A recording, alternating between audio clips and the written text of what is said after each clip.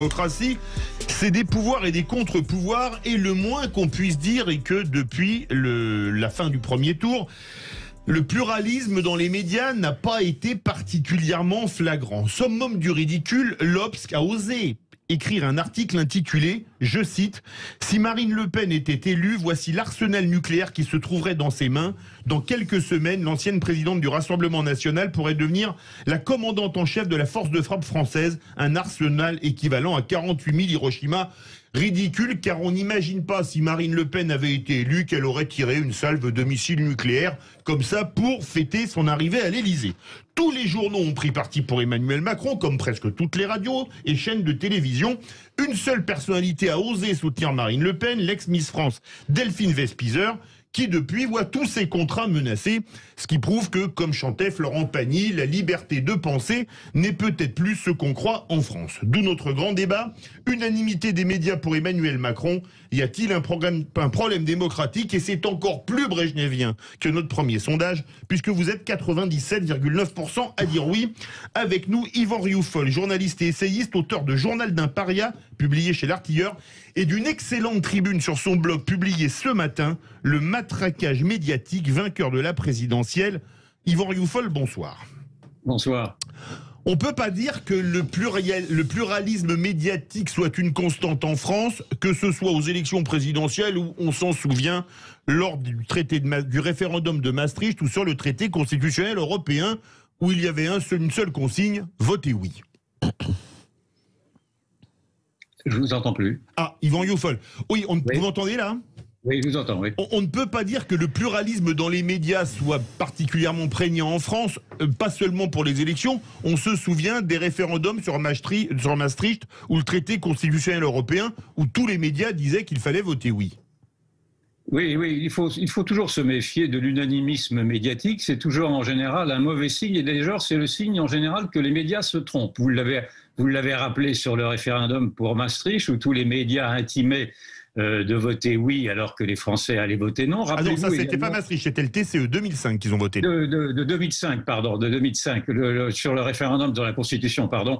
Rappelez-vous également le pilonnage qui avait été fait lors du Brexit où tous les Européens, les européistes sommaient les Anglais de bien voter. Les Anglais avaient mal voté et naturellement on avait eu droit à toutes tous les procès en sorcellerie qui avaient été lancés par nos intellectuels et nos redresseurs de tort. Et donc on est habitué à ceci. Et rappelez-vous également d'ailleurs de la même manière comment les électeurs de Trump avaient été caricaturés par ceux qui ne voulaient pas les entendre. Et comment Trump lui-même, on pouvait aimer ou ne pas aimer ce personnage, mais comment Trump lui-même avait dû essuyer les sommes d'insultes de l'establishment américain, mais qui ressemblent beaucoup, dans le fond, au comportement de nos élites françaises. Donc, il faut toujours se mettre à l'écart de l'unanimisme. En général, ce n'est pas un bon signe de démocratie. Et souvent, cet unanimisme-là se trompe. Françoise Degois. Oui, bonjour Yvan Rioufol. Moi, j'ai couvert la campagne du non.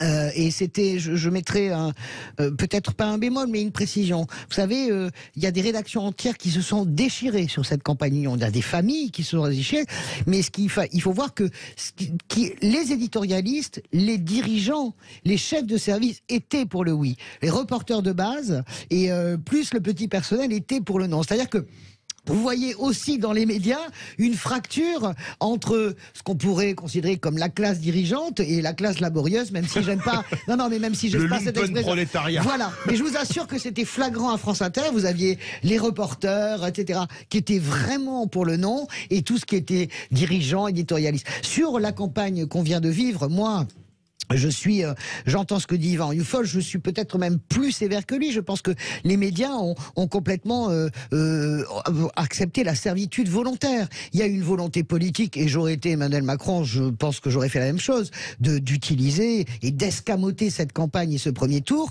avec, comment dirais-je, une forme de suivisme. Personne n'a été plus loin, si vous voulez, que la décision de ne pas faire campagne pour cause d'Ukraine. C'est tellement vrai, on s'est tellement fait rouler dans la farine, si vous voulez, que à peine le premier tour, l'encre était séchée, Emmanuel Macron passait 24 heures quasiment sur 24 sur le terrain. Donc il y a quelque chose qui a dysfonctionné.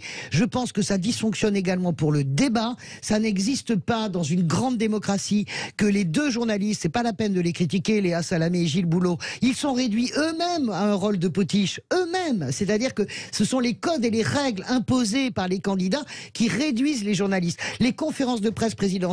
Mais moi, j'ai vécu dans un pays comme Israël, par exemple, mais vous ne pouvez pas imaginer qu'un Premier ministre ou un président il y ait quelque chose d'aussi sirupeux dans la façon de lui poser des questions.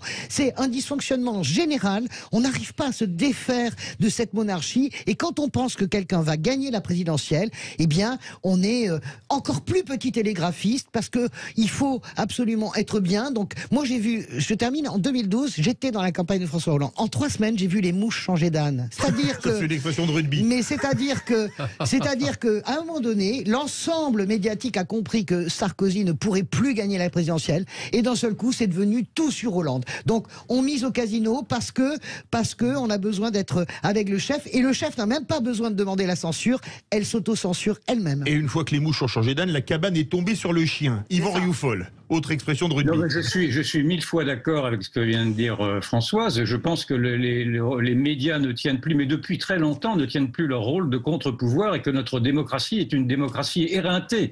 Et moi, je fais un lien entre ce qui s'est passé avec ce pilonnage, ce bourrage de crâne qui s'est passé durant ces présidentielles, et ce qui s'était passé 2 ans auparavant avec cette crise sanitaire. J'y vois les mêmes processus qui sont ceux d'une utilisation de la peur. Alors, avec la crise sanitaire, c'était la peur naturellement du Covid. Rappelez-vous, nous sommes en guerre, etc. Et aujourd'hui, c'est la peur du populisme. Mais c'est exactement le même mécanisme qui est de terroriser les gens, d'imposer une pensée unique. Tout simplement, nous vivons sous une pensée unique, et de dénaturer, de décrédibiliser tous ceux qui pourraient s'écarter un tant soit peu de la pensée commune. Et c'est ceci qui est épouvantable. Et moi, j'attendais des médias, j'attendais de la presse, et singulièrement de la presse de droite, dans le fond, puisque je fais partie de ce monde-là, qu'elle s'indigne malgré tout de cette intolérance qui commençait, de cette instrumentalisation des craintes sur des menaces qui n'en sont pas. Quand j'entends régulièrement dire que les Français devaient faire front à l'extrême droite, ça a été repris, même Le Monde encore aujourd'hui titre sur l'extrême droite qui a atteint des niveaux considérables. Je suis désolé, mais on trompe les gens. Je ne veux pas je ne suis pas du tout l'avocat du Front du Rassemblement National, ce n'est pas ma famille, moi je suis un libéral et un conservateur, mais on ne peut pas dire décemment que le Front National, le Rassemblement National est d'extrême droite, ou alors il faut dire que la France Insoumise est d'extrême gauche et la mettre en équivalence.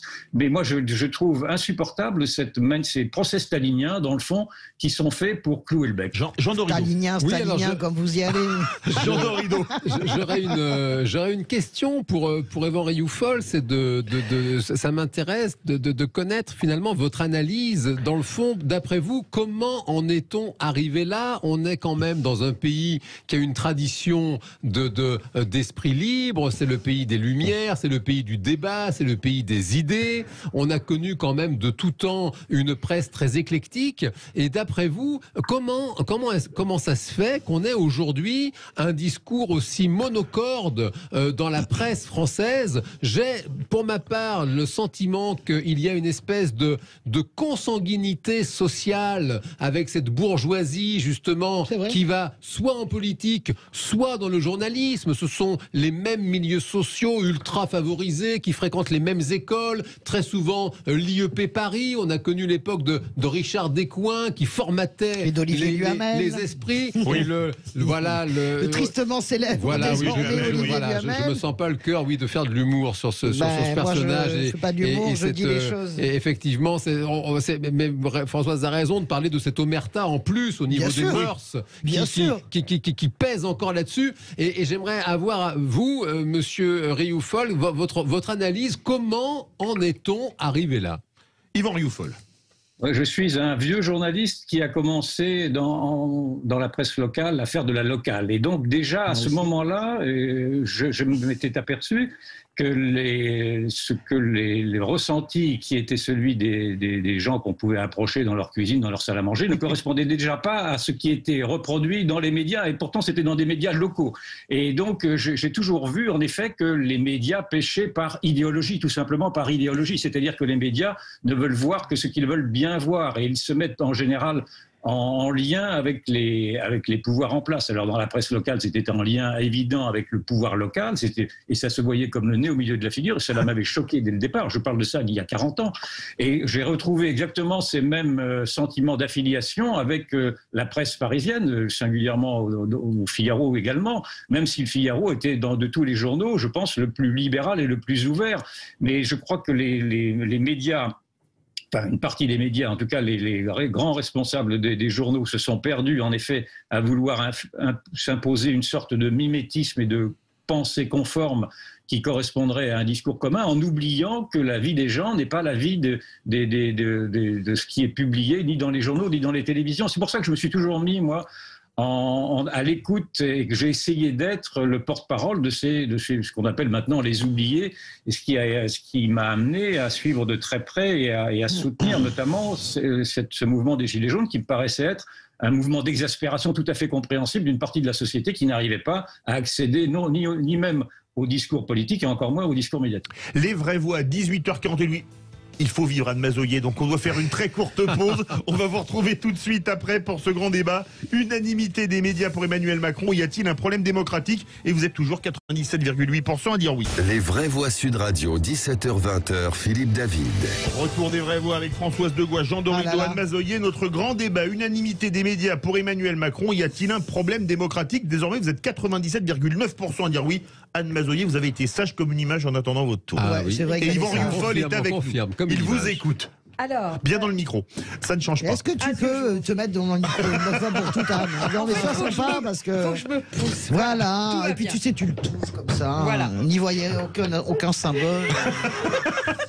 Faut voir. Ah, ça y est, Allez-y. le temps. Je vais pas y arriver. Je vais pas y arriver. Pardon, Yvan, on est un peu déchaîné, dissipé. On n'a pas beaucoup dormi cette nuit, évidemment. Anne Mazoyer. Alors, bien que j'aime beaucoup vos chroniques et que j'aime beaucoup votre blog également, je suis pas tout à fait d'accord avec vous. Encore une fois, d'abord parce que je suis franco-polonaise, donc l'absence de démocratie, je connais. Et même si je suis d'accord avec vous sur le système de la pensée unique, sur les médias qui ont tous... pas tous de la même manière. L'opinion était un petit peu différente par moment. Il essayait d'égratigner un peu pour essayer de se rendre compte de la partie qui était la partie en Sud fait Radio immergée. Sud Radio, Sud Radio, bien sûr. Vraiment. Bon, CNews, valeurs CNews. actueuses, CNews, etc. Donc je suis un CNews, petit c'est peu moins parfois. d'accord avec vous sur le principe du mot démocratique. C'est-à-dire que c'est pas la Pravda quand même en France. La Pravda, c'est quand même tout à fait autre chose. C'est vraiment le journal qui a inondé d'une seule pensée et d'une seule information la Russie. Et des mensonges, on peut quand avec même le des dire. mensonges pourtant, Pravda, éhontés. ça veut Ça veut dire vérité en russe. Et qui veut dire vérité, Bien sûr. évidemment. Et pour être très clair, oui, je suis d'accord. Je trouve que du reste, moi, je les lis parce que c'est mon métier et que je suis bien obligée de les lire. Il y en a très peu que je lis avec intérêt. Mais je pense qu'il ne faut pas tout mélanger. On est dans un pays encore démocratique et il faut quand même le reconnaître. La démocratie, c'est aussi laisser des gens qui sont des tribuns exceptionnels comme Jean-Luc Mélenchon.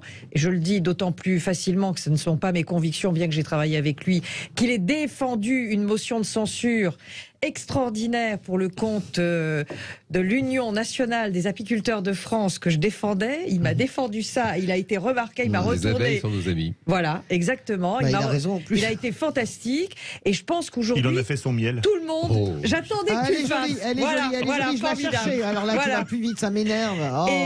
Et en réalité, je pense qu'aujourd'hui, il faut quand même qu'on se rende compte qu'on est dans un pays exceptionnel.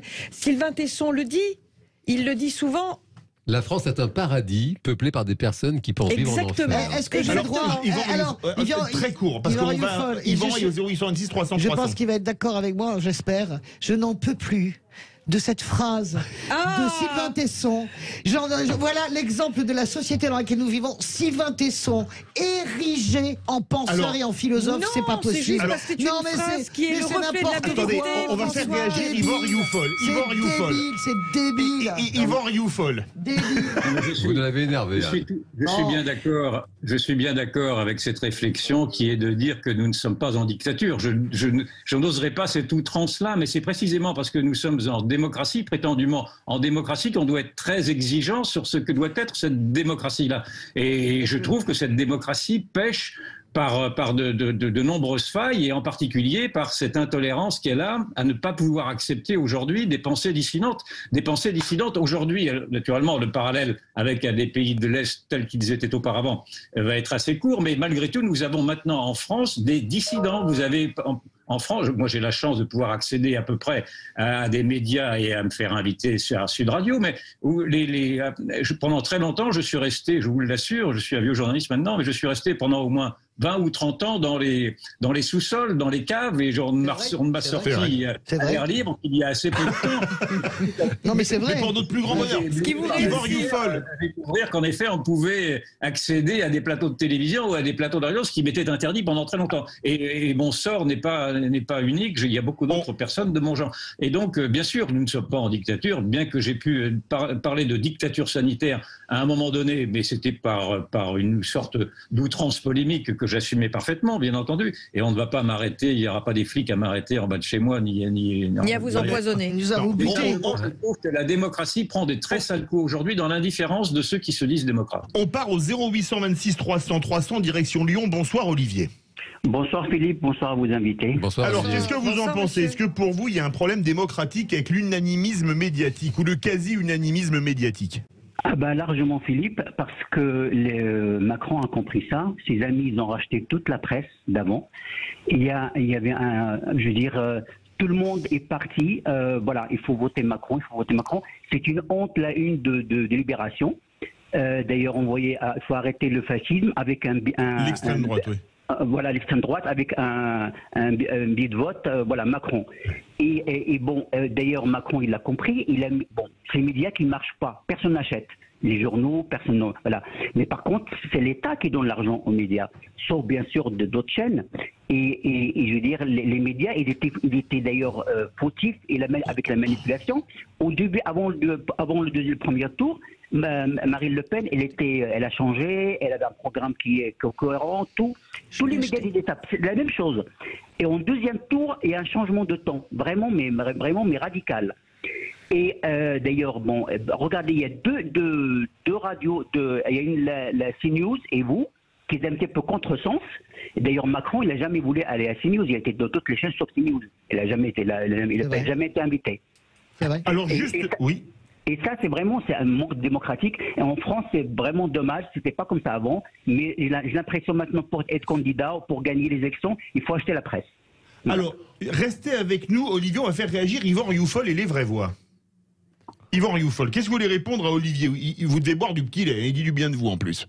Non, mais il a tout à fait raison. Moi, le paradoxe qui m'exaspère à chaque fois dans le discours commun, c'est de dire que ce discours en appelle régulièrement à la diversité de tout, sauf de la diversité des opinions. Et moi, c'est ceci qui m'effraie, c'est que nous sommes aujourd'hui sous une chape de plomb. J'avais pensé à un moment donné qu'on aurait pu se libérer de ce politiquement correct, parce qu'il faut bien l'appeler par son nom, c'est bien de ceci dont il s'agit, et par la force des choses, par la force des évidences, par la force des réalités. Mais je m'aperçois qu'au contraire, plus les réalités s'imposent et plus les médias mainstream, en tout cas, se referment sur leurs idéologies. Et nous sommes obligés de passer maintenant, moi-même, vous, j'imagine, si on veut s'informer correctement, via les réseaux alternatifs. Et heureusement qu'il y a maintenant les réseaux sociaux que les pouvoirs en place veulent mettre sous surveillance. Les vraies voix, 18h52, on arrive au bout du débat. Merci beaucoup Yvan Rioufol, journaliste et essayiste, auteur de Journal d'un paria publié chez l'Artilleur et d'une excellente tribune sur son blog aujourd'hui. Le matraquage médiatique vainqueur de la présidentielle, le résultat sur Twitter, ça a encore monté. Unanimité des médias pour Emmanuel Macron. Y a-t-il un problème démocratique? Vous êtes 98% à dire oui.